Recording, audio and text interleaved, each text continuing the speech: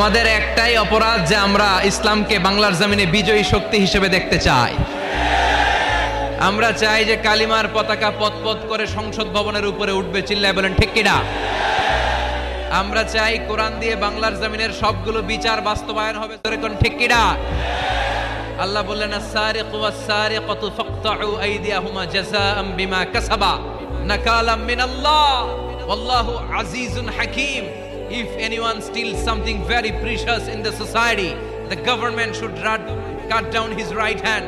কেউ যদি চুরিতে ধরা পড়ে, দামি কোনো জিনিস যদি চুরি করে চুরিতে ধরা পড়ে, গভর্নমেন্টের উচিত ওই চোরের ডান হাতটা কেটে দেওয়া, চিল্লায় বলেন ঠিক কিনা?